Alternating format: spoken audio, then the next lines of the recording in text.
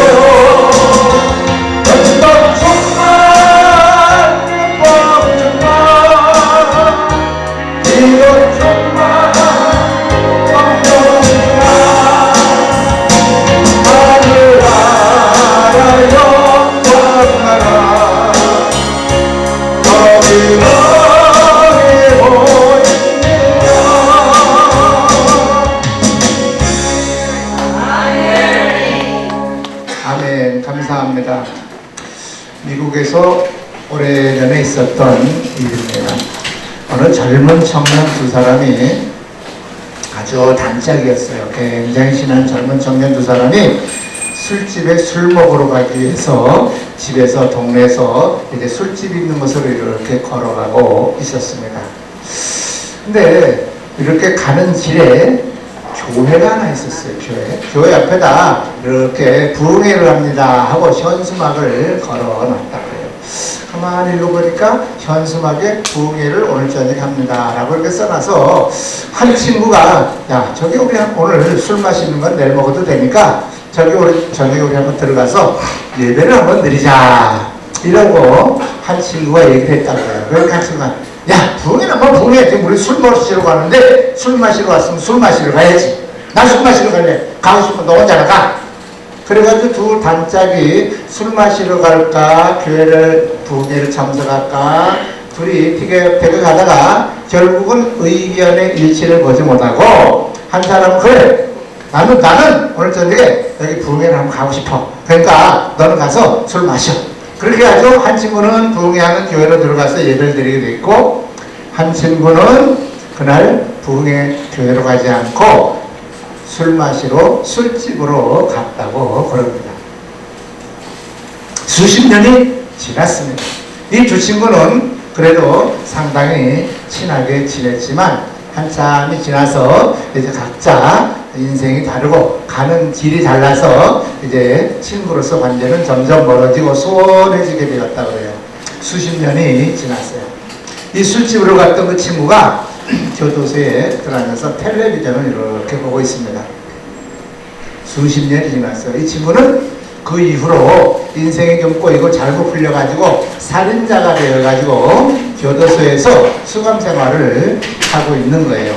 텔레비전 이렇게 보는데 자기 잘 아는 친구 하나가 대통령 취임식을 하고 있는 장면이었어요. 그게 누구였을까요? 네, 젊을 때 술집에 가자 해서 둘이 술 먹으러 갔다가 티격태격 가다가 한 친구는 교회에 갔던 그 친구였어요.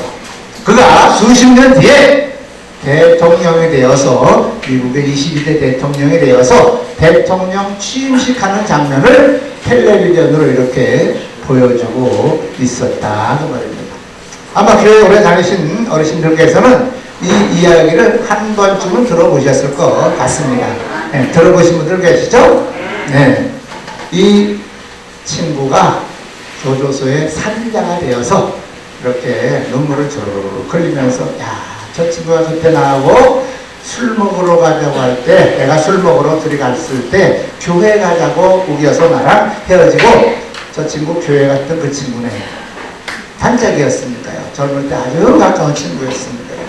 그러면서 자기는 인생이 잘못 풀려가지고 살인자가 되고 이제 교도소에 앉아서 그 친구의 대통령 취임식하는 뉴스를 보고 있는 거예요. 후회, 회환의 눈물을 흘리고 있는 겁니다. 이 대통령이 미국의 22대 대통령인 클리브랜드라고 하는 대통령이었다고 합니다. 오늘 제가 말씀드리고자 하는 것은 두 갈래 길입니다. 두 갈래 길. 우리 인생은 항상 선택하면서 살아왔습니다. 맞죠? 네. 우리가 선택을 내 마음대로 할 수 없었던 것은 우리가 태어날 때 내가 남자로 태어날 것이냐 여자로 태어날 것이냐 이건 내가 선택하지 못했어요. 그죠? 이것은 하나님께서 너는 남자로 태어나라 너는 여자로 태어나라 해서 우리가 남자로 태어나고 여자로 태어난 것일 뿐이지 내가 선택한 건 없어요. 그죠? 그리고 뭐 내가 초등학교를 다니고 뭐 이럴 때 내가 선택한 건 없어요. 부모님이 학교에 보내주셨고 이래서 그렇게 다니고 큰 거예요. 그러나 우리가 성인이 되어서는 다 내가 선택해서 인생을 살아왔습니다. 물론 남의 의견을 이렇게 뭐 조언을 듣고 의견을 수용해서 내가 선택할 수 있었겠지만 최종 선택권자는 바로 본인이었습니다.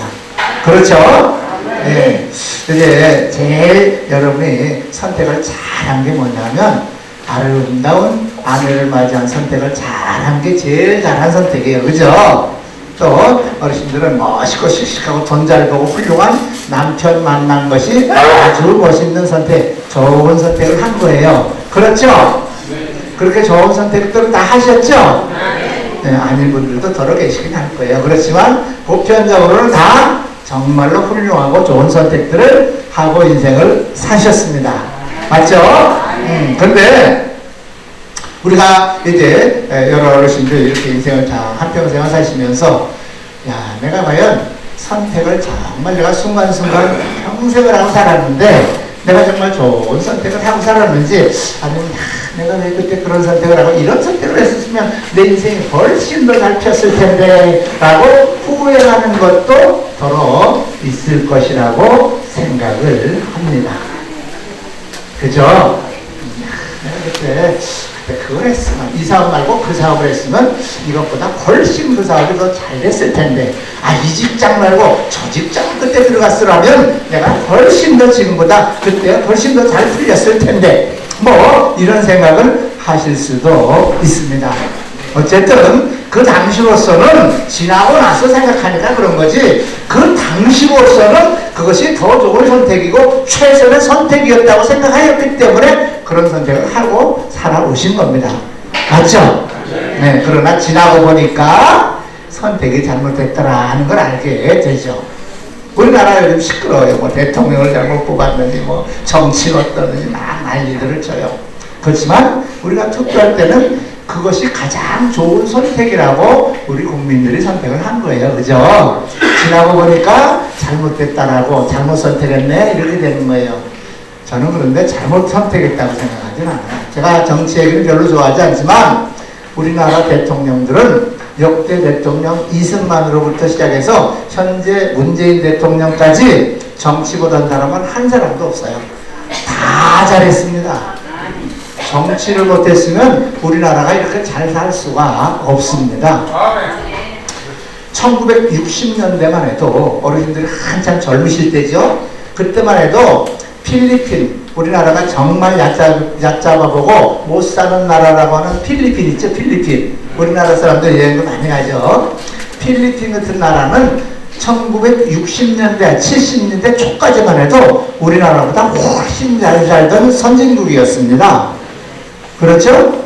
그래서 그때 이제 우리나라가 필리핀처럼만 좀 잘 살았으면 좋겠다 했던 때가 1960년대 또는 70년대 초반까지였습니다. 그런데 그 이후에 불과 50년밖에 지나지 않은 현재 2020년 현재 우리가 필리핀보다 못 살아요? 잘 살아요? 10배 잘 삽니다. 10배.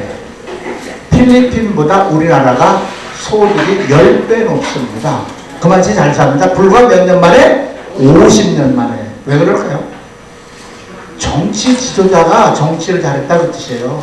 필리핀 같은 나라는 제가 필리핀을 딱 예를 들지만 정치를 잘못하는 지도자를 선출을 했기 때문에 나라가 그 모양이 된 거예요.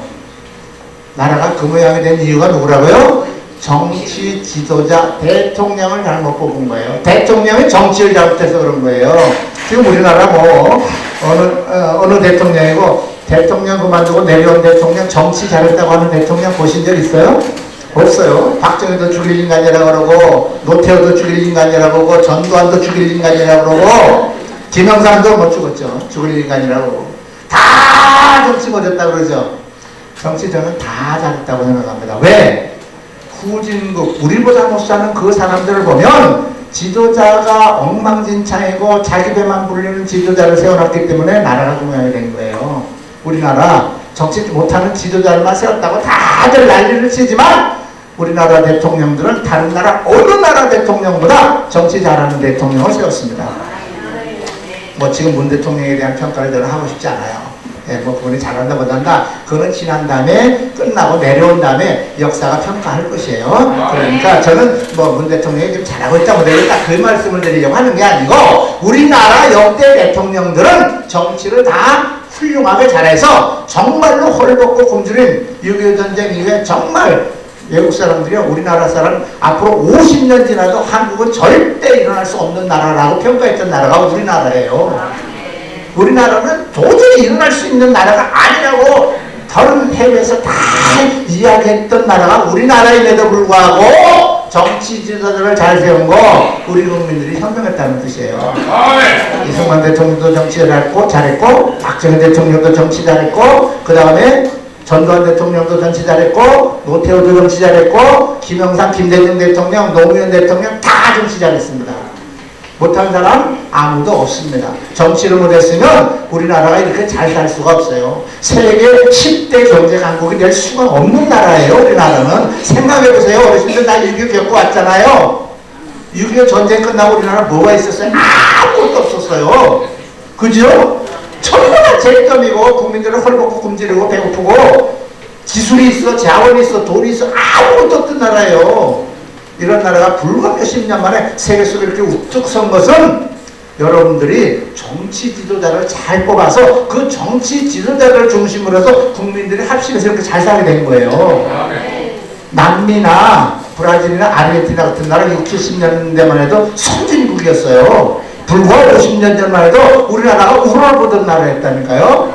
필리핀, 남미, 아르헨티나, 브라질 이런 나라들이 다 선진국이었는데도 불구하고 우리나라가 그들을 따라잡고 그들보다 우리가 훨씬 선진국이 된 이유 정치 지도자 잘 세웠다고 말입니다.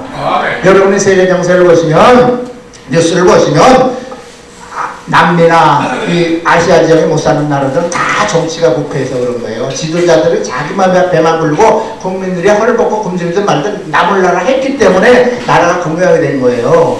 우리나라 정치 지도자들 대통령들은 정치 못했다 잘했다?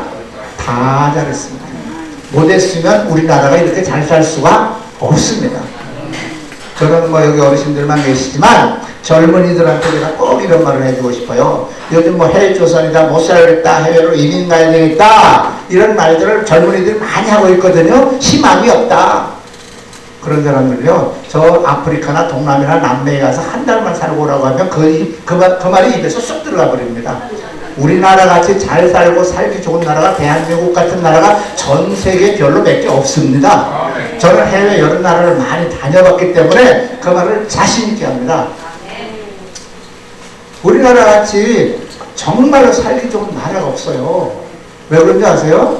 밤에 여자 혼자 12시에 돌아다녀도 누가 잡아갈까봐 염려하는 나라 우리나라 아니에요. 외국인이요 말을 못해도 지하철 우리나라 같이 잘 되는 나라 전 세계 어디 가도 없어요. 외국인이 와서 지하철 표 하나 가지고 이거 갈아타고 저거 갈아타고 하루 종일 돌아다녀도 지하철 표 하나만 가지면 돼요. 다른 나라는요 1호선에서 2호선 갈아타는 표 또 사야 돼요. 2호선에서 3호선 갈아타는 표 또 사야 돼요. 우리나라 같이 지하철 환승 버스 지하철 표 하나 가지고 환승하고 타는 나라 전 세계 없어요. 얼마나 살기 편한지 아세요? 여러분 어르신들 몸이 아파도 병원 가면 큰 돈들 걱정하세요? 안 해요. 의료보험이 얼마나 잘 돼 있어요. 그죠? 의료보험이 없는 나라 가서 미국 가서 여러분 맹장 걸리면 죽습니다. 돈 없어서. 미국 가서 맹장 수술하는데 돈 얼마 드는 줄 아세요? 우리나라 깨끗한 맹장 수술이야 며칠 입원하고 몇십만 원이면 되거든요. 미국에서 맹장 수술하려면 여러분 큰일 나요. 1년 월급 날아나요. 1년 월급. 의료보험 안 되는 사람은. 우리나라 의료보험 같은 시설이 그렇게 잘 돼 있어요. 얼마나 살기 좋고 얼마나 정말로 그리고 도로가 거리가 얼마나 깨끗해요. 우리나라 후진국 가보세요. 지도에서 못 돌아다니는 냄새 나서 지저분하고 지하철 깨끗하기로 소문났어요. 우리나라 얼마나 깨끗한지 몰라요. 그렇게 정말로 살기 좋은 나라가 대한민국에도 불구하고 젊은 친구들은 잘 산다 못 산다? 못 살겠다 죽겠다 헬조선이다 이민 가야 되겠다 이런 소리 하고 있는 거예요. 몰라서. 자, 제가 왜 이런 말씀 드리냐, 우리는 이 두 갈래 길에서 선택을 참 잘했는데 여러 어르신이나 저나 인생 살면서 인생 70, 80, 이제 90 이렇게 되신 어르신들인데 인생 내가 살면서 선택한 것 중에 제일 잘한 게 뭔 줄 아세요? 할렐루야! 네, 최고의 선택을 잘하신 게 그거예요. 최고 여러분이 인생 선택 제일 잘한 거, 내가 교회 다니고 예수님을 나의 주인으로 영접한 거, 예수님 믿는 거, 이것을 인생 최고 선택 잘한 거예요. 그것보다 더 훌륭한 선택은 없어요 이 세상에. 어떤 사람은 그래요. 내가 뭐 예쁜 아내를 참 잘 만난 거 정말로 나도 선택 잘했어. 또는 뭐 훌륭하고 멋있는 돈도 잘 벌고 씩씩하고 정말 착한 남편 만난 거 선택 잘했어. 뭐 그러실 거예요. 그것도 선택 훌륭하게 참 잘하신 거예요. 또는 내가 직업은 이런 거 선택을 잘했어. 이거 참 훌륭하고 잘 좋은 선택을 하신 거지만 그것보다 정말로 선택 잘한 거 방금 말씀하신 대로 예수님을 내가 믿기로 선택한 거. 저 남매 호랑개구나 다른 불교나 다른 종교 이상한 종교 믿지 않고 예수님을 믿고 교회 다니기로 선택한 거 최고의 선택을 한 줄 믿습니다. 자, 하나님께서 여러분들을 불러주셔서 여러분이 하나님을 믿을 수 있는 믿음이라고 하는 은혜를 주셔서 하나님을 믿고 교회를 다니고 그리고 예수님을 믿기로 선택하신 줄 믿습니다. 자, 그런데 예수님께서 하신 말씀을 우리가 가만히 쳐다보면 항상 두 갈래 길을 말씀하고 있습니다. 자, 오늘 제가 드리는 말씀을 잘 한번 들어보시기 바랍니다. 자, 예수님께서는 구원받는 사람과 구원받지 못하는 사람에 대해서 뭐라고 말씀하셨냐면 이렇게 말씀하셨어요. 천국은 마치 바다에 치고 각종 물고기를 모는 그물과 같으니 그물에 가득함에 물가로 끌어내고 앉아서 좋은 것은 그릇에 담고 못된 것은 내어 버리느니라. 이렇게 말씀하셨어요. 쉽게 말씀드리면 어부가 이제 그물을 쳐서 그물을 당겼더니 배로 끌어올렸어요. 수많은 고기가 거기 잡혔습니다. 자, 거기 앉아서 이제 어부들이 이제 고기를 분류합니다. 그래서 팔아 먹을 만한 거, 그냥 먹을 만한 거, 그냥 돈이 될 만한 거는 이렇게 골라냅니다. 그래가지고 담고 이거는 별로 돈도 안 되겠네, 못 되겠네, 이건 뭐 쓸 데도 별로 없겠네, 가져가봤자. 그거는 어떻게 해요? 도로 버린다. 이런 말씀을 지금 예수님께서 비유로 말씀하고 있어요. 다시 쉽게 말씀드리면 어부가 그물에 고기를 다 잡았다 하더라도 그것을 다 배로 싣고 항구로 가져오는 건 아니라는 뜻입니다. 좋은 것은 그릇에 담아 가져오고 못된 것은 버린다 라고 하는 말씀을 하고 있는 겁니다. 자, 어떤 두 갈래 길이 있느냐, 지혜로운 자와 어리석은 자에 대한 말씀을 오늘 좀 드리고자 합니다. 성경 마태복음 7장 24절에 보면 이런 말씀이 있어요. 제가 한번 읽어보겠습니다.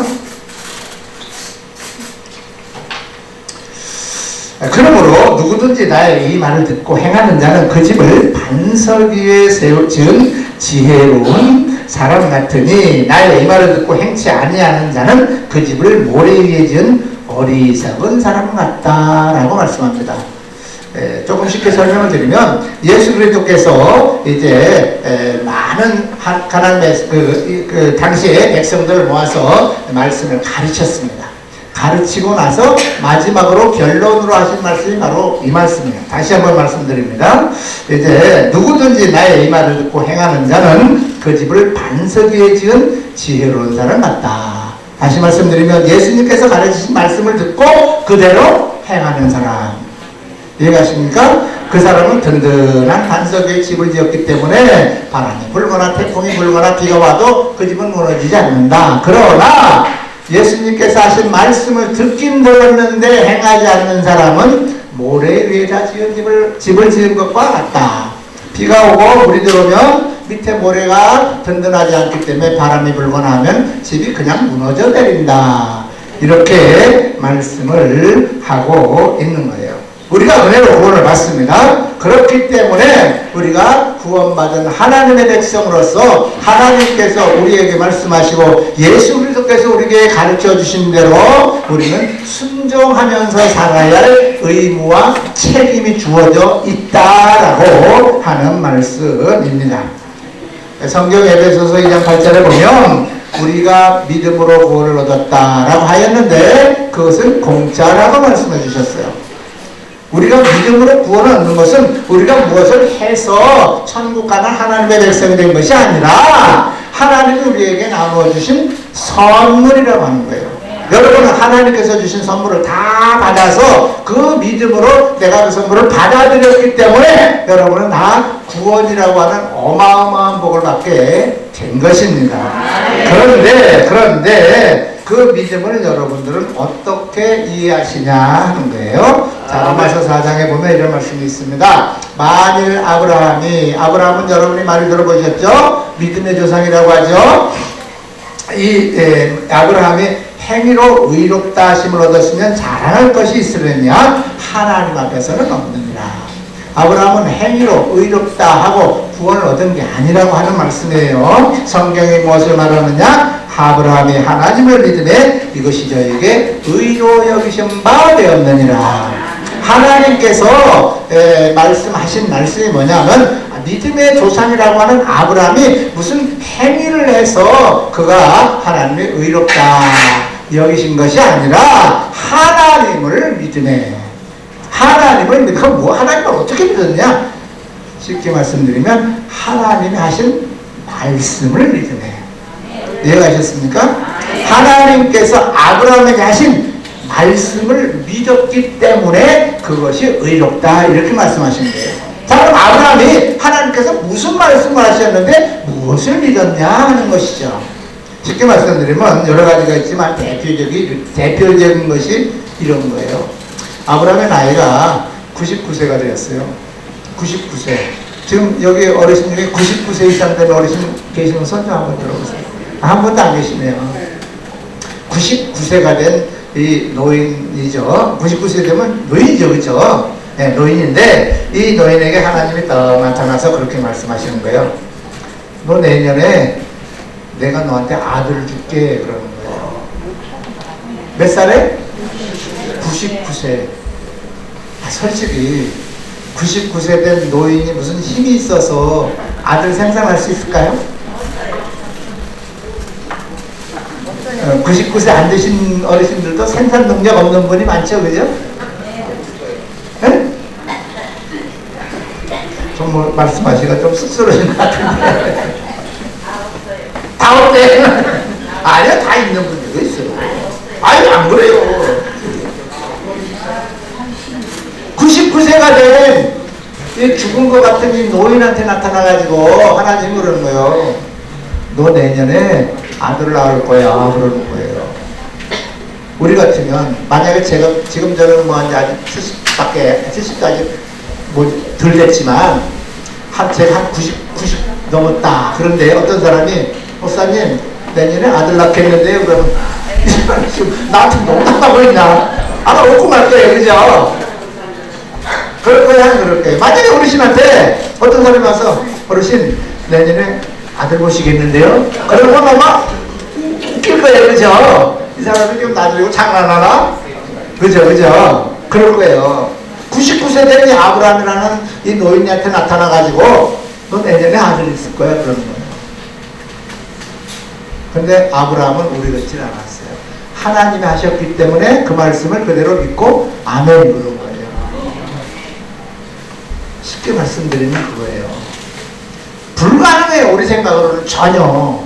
그죠? 왜요? 자기 몸은 자기가 알잖아. 나는 생산할 수 있는 능력이 전혀 없는 늙은 몸, 죽은 것 같은 몸을 가지고 내가 어떻게 아내를 임신시켜? 불가능한 얘기지. 그래요, 안 그래요? 우리 같으면 이 양반이 정신 나갔나? 나 죽었어.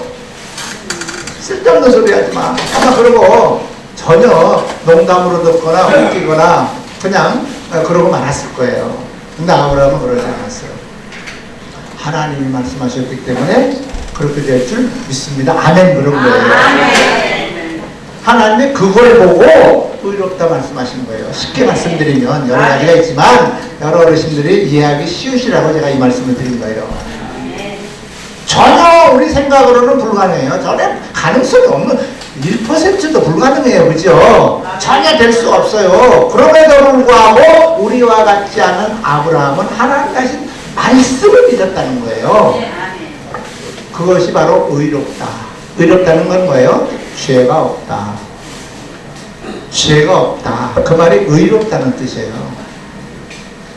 제가 늘 자주 말씀드렸고 아까 우리 이서보 담임 목사님께서도 말씀하셨는데 천국 가는 조건은 늘 한 가지라고 말씀드렸죠. 그죠? 아까 우리 이서보 목사님께서도 말씀하셨어요. 천국 가는 조건은 뭐죠?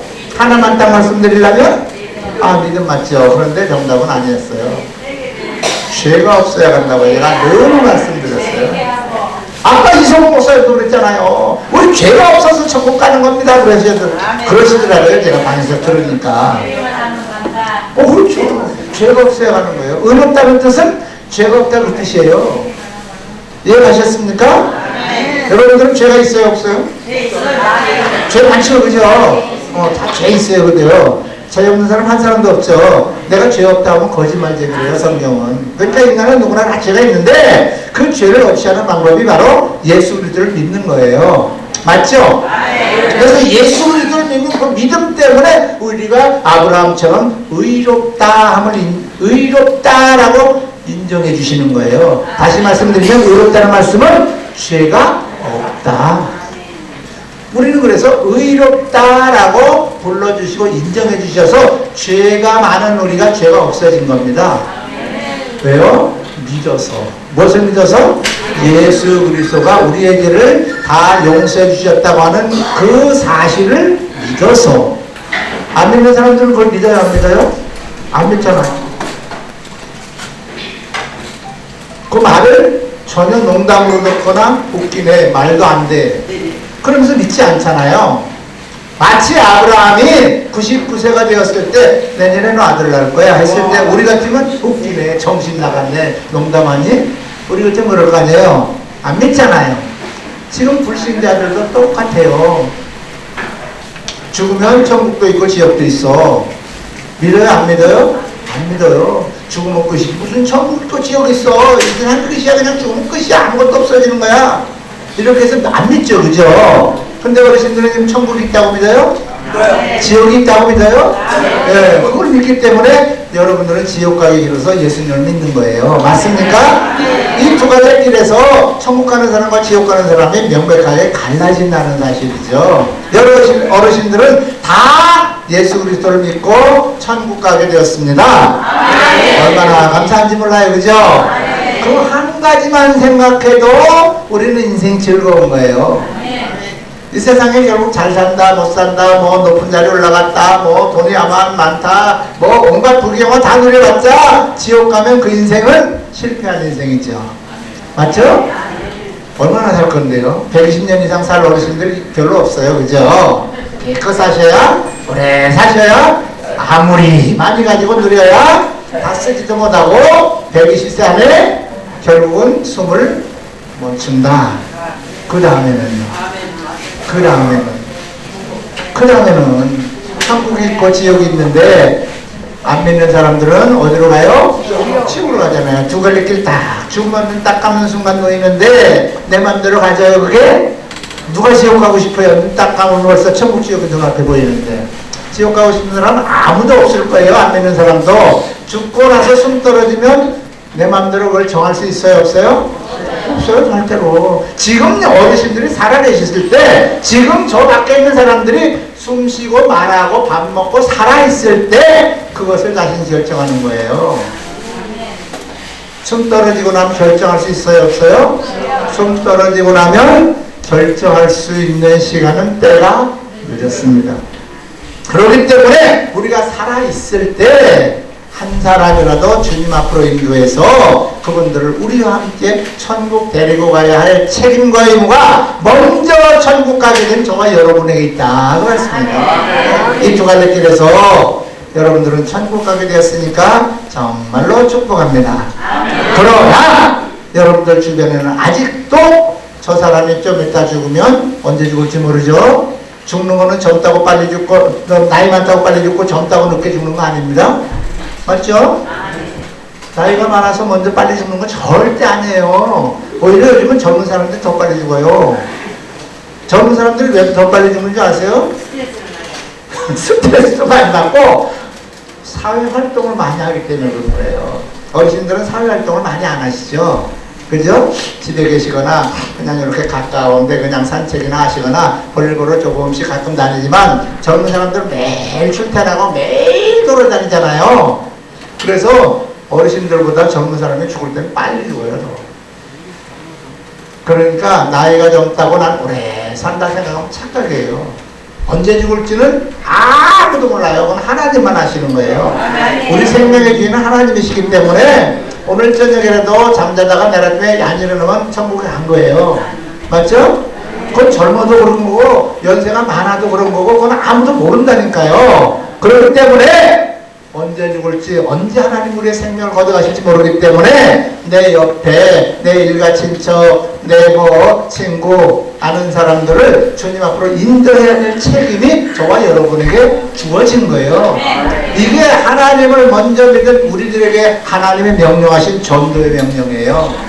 예수님께서 이 땅에 오셨다가 이제 십자가에 처형당하시고 돌아가시고 3일 만에 부활하신 다음에 그리고 40일 동안 이 땅에 계셨어요. 그리고 많은 제자들에게 가르치셨어요. 40일 동안. 그러면서 마지막으로 이제 하늘나라로 승천하시는데 그때 마지막으로 하신 유언이 뭔 줄 아세요? 너희는 온 천에 다니며 만민에게 복음을 전파하라. 이게 주님의 유언적인 말씀이에요. 복음이 뭐예요? 예수 그리스도를 믿어야 천국 간다. 이게 복음이에요. 한마디로 쉽게 말씀드리면. 맞죠? 여러분들도 누군가인가 예수 믿어야 교회 다녀서 천국 갑니다 라고 인도받아서 교회 다니게 되었고 예수님을 영접하고 여러분이 하나님의 자녀가 된 거예요. 맞죠?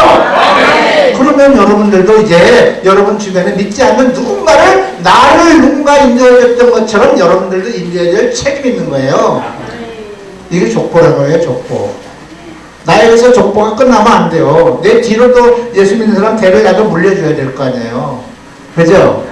누군가 나를 인도한 그 사람도 나를 족보에 나를 인도해서 자기 족보에다 올려놓은 거예요. 예수 그리스도의 족보. 근데 내가 시가 끊어져 버린대요. 내 뒤에 족보 붙여야 돼요? 안 붙여야 돼요? 붙여야 돼요. 여러분 다 결혼하셔가지고 혼인하셔가지고 아드님 따님 두루룩 대여섯 이상 나셨잖아요. 다. 근데 씨를 안 댔잖아요. 예수 그리스도의 씨를 나도 족보 이해해야 할 의무와 책임은 누구에게나 주어져 있어요. 나로 인하여 예수 그리스도의 씨 족보 내 뒤에 달아야 돼요. 믿습니까? 많이 여러분들 다르셨죠? 많이 다르셨죠? 여러분 씨 족보에 많이 예수 그리스도의 족보 줄 많이 이어놨죠? 네, 많이 이어놓으신 줄 믿습니다. 그러나 더 많이 이으면 훨씬 더 좋습니다.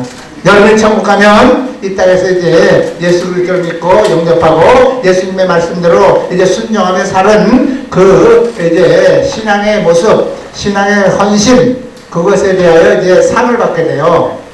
하늘나라 가면 우리가 똑같은 생활을 하는 거 절대 아니에요. 이 땅에서도 잘 사는 사람, 못 사는 사람, 힘들게 일하는 사람, 편하게 먹고 사는 사람 다 각자 있죠, 그죠? 천국 가도 똑같아요. 천국 가도 각자 다 하나님께서 맡겨주신 일을 하게 되고 거기에 따라서 여러분에게 상을 주어지는데 이 땅에서 어떤 상이 가장 크다고 여러분이 알고 계시죠? 네, 예수 그리스도 안 믿는 사람을 예수 그리스도로 믿도록 내 뒤에다 예수 그리스도의 족보, 씨를 많이 이어놓은 사람. 좀 쉽게 말씀드리면 예수님을 믿도록 전도 많이 해가지고 주님 앞으로 인도한 사람. 그 사람이 상급이 제일 커요. 많은 사람을 주님 앞으로 인도한 사람일수록 하늘나라에 가서 하나님이 상을 그만치 많이 주신다. 이해하셨습니까? 어때요? 하늘나라 가서도 이 땅에서처럼 그냥 그러고 겨우겨우 살고 싶어요? 아니면 정말로 상도 많이 받고 칭찬도 많이 받고 정말로 남들 우러보는 그런 삶을 살고 싶어요? 물어보나 마나죠? 그러면 무엇을 해야 되느냐? 전도를 많이 하죠. 믿지 않는 불신자들을 주님 앞으로 인도해서 그를 예수 믿게 하는 거예요. 그것이 가장 상이 커요. 예배 드리는 것도 상이 굉장히 큰 거예요.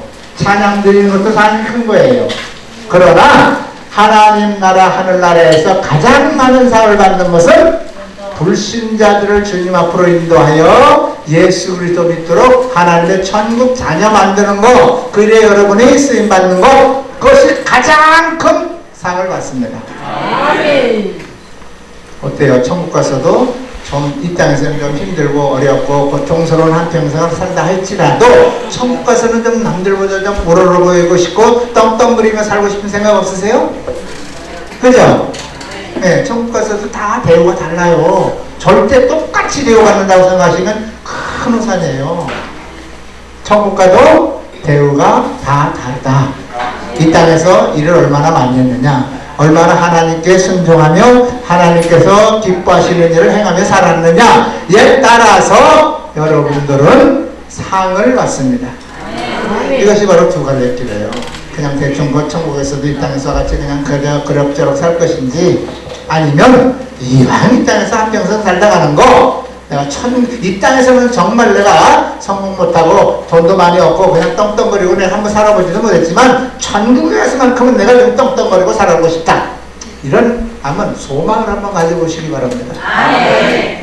뭐 해야 된다고요? 전도하셔야 돼요. 여러분 주변에는 아직도 교회 안 다니고 예수님을 안 믿는 사람들이 많이 있죠. 거의 다 다녀요, 다? 전도하는 사람이 여러분 주변에 없어요? 많이 있죠, 그죠? 근데 저는 별로 없어요. 맨날 사귀는 사람이 목사님들이고 맨날 사귀는 사람들이 해서 불신자가 별로 없어요. 교제하는 사람은. 그러니까 저희는 이제 어디로 가느냐? 해외로 나가요, 해외로. 해외 쪽으로 이제 저희는 손을 많이 뻗치고 있어요. 해외 쪽에 많이 지원하고, 선교하는데 물질도 지원하고, 기도하고, 또 직접 가서도 선교도 하고, 이런 일 쪽으로 우리는 많이 하고 있어요.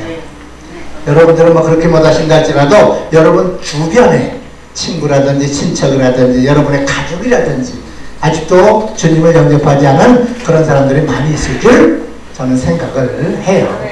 그죠? 자, 그러므로 여러분들은 이제 반드시 많은 하나님으로부터 큰 상을 받기 위해서 이제 많은 전도를 하시기 바랍니다. 그것이 가장 큰 상을 받습니다. 그 다음에 두 번째는요, 예배예요, 예배. 하나님이 가장 기뻐하시는 것은 우리에게 무엇을 달라고 하진 않아요. 뭐를 내놔라. 하나님은 뭐가 부족해서 우리한테 뭐 달라고 하겠어요? 우리한테 하나님은 뭐 부족한 거 있을까요? 하나님 못 하시는 거 있을까요? 아니요. 하나님 못 하시는 거 없고 부족한 거 없으세요. 하나님은 우주 만물을 창조하시고 다스리는 우주의 주인이세요. 뭐가 부족해요, 하나님이? 하나님 뭐 달라고 할까요, 우리한테? 우리한테 하나님 달라고 하는 거 아무것도 없어요. 단 하나, 예배 드리는 거 기뻐하셔요. 예배 드리는 거. 여러분 일주일에 교회 예배 드리러, 여러분 다니시는 교회 예배 드리러 일주일에 몇 번 가세요? 보통은 한 번 가죠, 그죠? 주일날. 근데 보통 교회에서는 몇 번 예배 드려요? 세 번 정도 드리죠, 그죠? 수요일날 예배 드리고, 그리고 금요일날 저녁 예배 드리고, 주일날은 한 번 드리고, 그죠? 근데 주일날은 보통 두 번 드려요. 저녁 예배도 드리죠? 낮 예배도 드리고, 저녁 예배도 드리고. 요즘 뭐 저녁 예배 대신 오후 예배를 이렇게 하는 교회들도 많이 있죠, 그죠? 네, 그래서 오전 예배, 오후 예배나 또는 저녁 예배, 수요 예배, 금요 예배. 이렇게 해서 보통 4번 정도 드려요, 공예배, 그죠? 물론 새벽 기도에 새벽 예배 드리는 예도 있고요. 새벽 예배는 뭐 여러 어르신들이 좀 뭐 이렇게 일찍 일어나서 못 나가신다 할지라도 최소한 주일날 2번, 수요일날 1번, 금요일날 1번, 일주일에 4번 정도는 여러분이 공예배이기 때문에 교회에 꼭 예배에 참석하시는 것이 참 좋습니다. 하나님께서는 전도하는 걸 가장 기뻐하시고, 두 번째는 여러분이 예배 드리는 것을 가장 기뻐하셔요. 뭐 찬양 드리고 기도하고 성지고 기타도 다 좋지만 그것은 다 예배에 포함되는 개념이에요. 예배 나와야 찬양도 하는 것이고 기도도 하는 것이고, 그죠? 말씀도 듣는 것이고. 그래서 하나님께서는 여러분에게 다른 걸 바라지 않으세요. 다른 것을 달라고 원하지 않으세요. 다만 너희가 예배당에 나와서 너희 몸을 나에게 보여라. 이게 예배입니다. 예배 드리는 거. 그래서 하나님께 여러분이 예배를 소홀히 하지 말고 꼭 참석해서 교회 공예배 일주일에 4번 드립니다. 꼭 참석하시길 바래요. 네, 급한전한지 모르니까 받으셔도 돼요. 들고 나가서 급한전하시면 받으셔야 돼요. 네, 급한전 아예 들고 가세요. 괜찮아요. 그래서 예배를 꼭 여러분이 드리시라라는 말씀을 드려요. 여러분 예배 안 드리시면 뭐 하는데요? 집에서 텔레비전 보시거나, 그죠? 별로 특별히 무슨 뭐 직업을 가지고 일을 하시는 건 아니죠, 그죠? 그렇기 때문에 텔레비전은 다른 날 보시고 또 연속극 재방송 보셔도 되고 하니까 예배 시간에는 교회 가서 꼭 일주일에 4번은 예배를 드렸으면 하나님이 기뻐하신다 하는 말씀을 드립니다. 자, 이제 마지막으로 한마디만 말씀을 드리고 이제 마치려고 합니다. 자, 우리는 예수 믿는다, 교회 다닌다 하면서도 정말로 하나님 기뻐하시는 우리가 삶을 살고 있느냐, 아니면 하나님 별로 기뻐하지 않는 삶을 살고 있느냐 하는 것으로 우리가 최후에 평가받습니다. 우리의 삶을 이제 평가받는다, 그 말씀이에요. 이것을 보고 우리가 알복 신앙을 가졌느냐, 쭉정이 신앙생활을 했느냐라고 하는 것입니다. 마태복음 3장 12절에는 그런 말씀이 있어요. 손에 키를 들고 자기의 타작마당을 정하게 하사 알고 공모하고 꺼내들고 쭉정이는 꺼지지 않는 불에 태우시리라, 이렇게 말씀하셨어요. 키가 뭐죠? 키? 그죠? 어르신들 다 알죠, 그죠? 네, 키즈 그죠? 이렇게 안에다 이렇게 넣고 이렇게 까불면 이건 안 누르고, 예, 돌이나 축제기 같은 거 밖으로 나가죠, 그죠? 저도 시골 살아서 이거 해봤기 때문에 잘 알아요. 근데 요즘 젊은 사람들은 그거 모르죠, 그죠? 근데 어르신들께서는 다 아시는 거예요, 키. 자, 키를 가지고 이렇게 하는 이유가 뭔가요? 별로 쓸모없는 거 쭉정이를 바깥으로 떨어뜨리고 알곡만 요 안에 모아서 그거 쓰려고 하는 거예요. 예수님께서도 이 말씀을 하셨어요.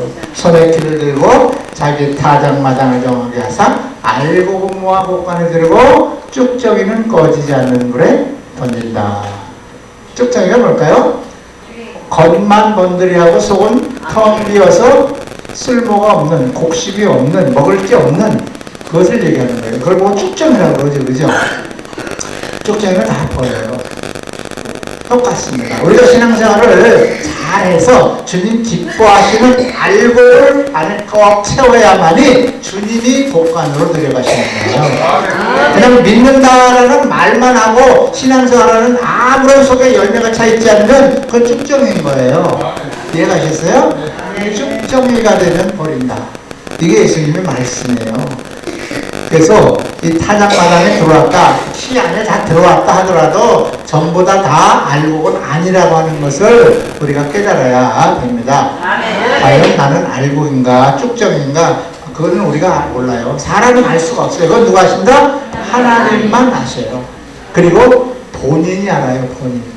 다른 사람 몰라요. 본인만 압니다. 아, 내가 알곡 신앙을 가지고 있다. 내가 그냥 이름만 예수 믿는다, 크리스찬이다 하지만 나는 쭉정이구나. 이건 본인은 알아요, 본인은. 여러분 다 알고 계신 줄 믿습니다. 쭉정 신앙을 가진 분은 한 번도 안 계신 줄 믿습니다. 알곡은 뭐예요? 안에 열매가 가득 차 있는 게 알곡입니다. 알차게 뭐가 먹을 게 있는 것이 가득 차 있어야 알곡이고, 껍질만 있고 속이 텅 비어 있으면 그건 쭉정이에요. 그러면 쭉정이는 쓸데가 없어서 버린다, 이렇게 예수님이 말씀을 하셨어요. 여러분이 알곡되기 위해서는 두 가지를 잘 하셔야 돼요. 첫째는 예수 그리스도를 믿는다 하는 그 믿음이, 고백이 내 마음 심령에도 우러나와야 돼요. 그냥 배워서 그냥 뭐 마음에는 별로 없는데 입으로만 그냥 앵무새처럼 따라하는 거 가지고는 쭉정이에요. 이해가셨어요? 내 마음에 정말로 아 맞아, 주님이, 예수님이 내 죄를 용서해 주셨어, 나는 정말 죄인이었어, 이런 그 마음에 깊은 깨달음이 있어야 그게 알곡인 거예요. 이해가셨죠? 여러 어르신들께서는 다 그런 깨달음과 믿음의 고백을 하고 계신 줄 믿습니다. 그 쭉정이가 뭐냐면 그냥 믿는다라고 하는데 그가 하는 행위는 믿는 사람 같아 보이지 않는 거예요. 남이 내부 다른 사람이 볼 때 저분이 교회 다니는 사람 맞나? 저 사람이 교회 집사 맞나? 집사인지 아닌지 안 믿는 사람인지 믿는 사람인지 구분이 안 간다. 그러면 그건 쭉정이에요. 누가 봐도 아, 저 사람은 예수쟁이네. 아, 저 사람은 집사님 맞네. 저 사람은 교회 다니는 사람 맞네. 남들이 인정해줘야 그게 알곡이에요. 이해하셨습니까? 남들이 인정해주지 않고 나만 믿습니다는 절대 쭉정이에요, 쭉정이. 이해하셨죠? 누구에게 인정받아야 돼요? 남에게 인정받아야 돼요. 내 주변 사람에게 인정받아야 돼요. 내 가족에게 인정받아야 돼요. 우리 할아버지는 예수쟁이 맞아. 손자인, 손녀인 걔는 안 믿어도 그 손자, 손녀가 우리 할아버지는 교회 다니는 거 맞아. 집사님 맞아. 이렇게 인정받아야 돼요. 누구에게? 가족에게. 우리 아버지 교회 다닌다고 하는데, 에이, 우리 아버지 다니는 교회, 우리 아버지 보니까 나 교회 다니고 싶은 생각이 없어. 이건 쭉정이에요. 무슨 말씀인가 이해가 가시나요? 네. 우리 아버지를 보니까, 우리 할아버지 보니까 나 교회 다니고 싶은 마음이 없어. 손주한테 이런 소리 듣는다? 그럼 난 축정인 거예요. 근데 손주한테 또는 일가 다른 친척들한테, 아, 우리 할아버지 보니까 정말 교회 다니고 싶어. 진짜 교회 다녀. 나도 우리 할아버지 보니까 교회 다니고 싶어. 이렇게 알고 있는 거예요. 어떻습니까? 여러분들은 여러분의 일가 친척 또는 친구, 여러분 아는 분들로부터 예수쟁이, 예수 믿는 사람, 교회 집사님, 권사님으로 인정받고 있습니까? 다 인정받고 계신 줄 믿습니까? 그게 알고 계세요. 외부 다른 사람으로부터 인정받지 못하는 사람은 숙정이다. 어때요? 숙정이 신앙생활 하면 안 되겠죠? 여러분은 다 알고 신앙 가신 줄 믿습니다. 알고 신앙을 가신 줄 믿습니다. 그러면 예수 믿는 사람으로부터 남들로부터 인정받는 신앙생활을 해야 돼요. 가정에서도 마찬가지고 사회에서도 역시 마찬가지예요. 남에게 좀 더 베풀고 남에게 좀 더 양보하고 남에게 좀 더 뭐라 그럴까 좀 얌체 같다 소리 안 듣고 좀 푸근하다 이런 평가를 받아야 돼요. 우리가 보통 보편적으로 연세가 이렇게 많아지시면 굉장히 고지식해져요. 고집이 세진다고 그러죠. 그죠? 좀 유순해져야 돼요. 우리가. 좀 유해져야 돼요. 남을 배려할 줄 알아야 돼요. 내 고집만 세울 것이 아니라 남의 의견도 경청해주고 인정해줄 줄 알고. 이것이 바로 예수 믿는 사람들의 덕입니다. 나만 옳다고 큰소리치고 고집만 세우고 이거는 덕이 아니에요. 보편적으로 어르신들이 보면 고집이 무진장 세요. 왜 그럴까요? 지식이 꽉 차 있고 젊은 친구들이 하는 거 보면 많이 안 되거든요.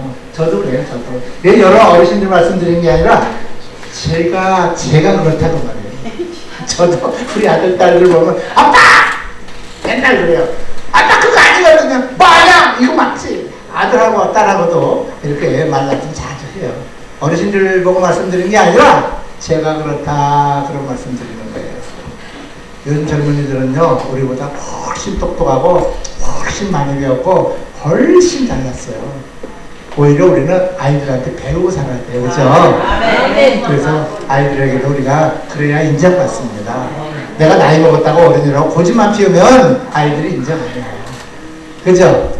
그래서 우리가 예수 믿는 사람으로서 어른으로서 젊은 사람들 또는 가족이나 이웃 친척들에게 친구들에게 예수 믿는 사람으로서 우리가 인정받아야 된다. 그래야 우리가 알곡이다 이렇게 칭하는 것 같습니다. 예수 믿는 사람인지 아닌지 구분이 도저한가. 저 사람 보면 저 사람 너 보니까 난 예수 믿고 싶은 생각 없어. 친구로부터 이런 소리 들으면 우리는 꼭 쭉정인 거예요. 모두가 다 알곡이 되어서 주님 기뻐하시는 삶을 살다가 언젠가는 주님 우리를 부를 때 할렐루야 하고 두 손 만짝 들고 불러주셔서 감사합니다. 찬양하면서 천국 가서 뵙는 저와 여러분들 다 되시기를 주님 이름으로 축원합니다. 기도하겠습니다. 아버지 감사합니다. 오늘 두 갈래 길에 대하여 말씀을 드렸습니다. 천국 가는 사람도 있고 지옥 가는 사람도 있습니다. 아버지 하나님 우리에게 은혜를 주시고 믿음을 주셔서 천국 갈 수 있도록 보내주셨으니 감사를 드립니다. 영원히 멸망받고 죄 가운데 지옥에 떨어져서 영원한 형벌 받을 수밖에 없는 우리들을 하나님의 은혜로 믿음 주시고 하나님의 자녀 삼아주시고 천국 백성 삼아주셨으니 감사를 드립니다. 이제 우리가 천국 백성 되었으니 그 은혜에 감사하여 아직도 우리 주변에 믿지 않는 아직도 지옥불로 들어가기 위하여 달려가는 저들을 불쌍히 여기는 마음을 우리에게 주시고 그들을 인도하여 주님을 영접하고 교회에 나와서 신앙생활할 수 있도록 우리를 사용하여 주옵소서. 우리가 그들에게 전도할 때 주의 성령께서 함께 하시고 역사하셔서 그들의 마음을 움직여 주셔서 그들을 주님 앞으로 인도할 수 있는 우리들로 사용하여 주옵소서. 또한 우리가 이 땅에 살아가면서 이제 주님을 영접한 우리로서 세상의 빛과 소금이 되어야 하는데 우리가 그러지 못하는 삶을 신앙생활을 하고 있는 것을 이 시간 말씀을 통하여 깨달았습니다. 우리는 쭉정이가 아니라 남들로부터 인정받는 알곡신앙인들이 다 되어서 주님 기뻐하는 천국 주권에 들어가는 우리들이 다 되게 하여 주옵소서. 감사드리며 주 예수 그리스도 이름으로 기도합니다.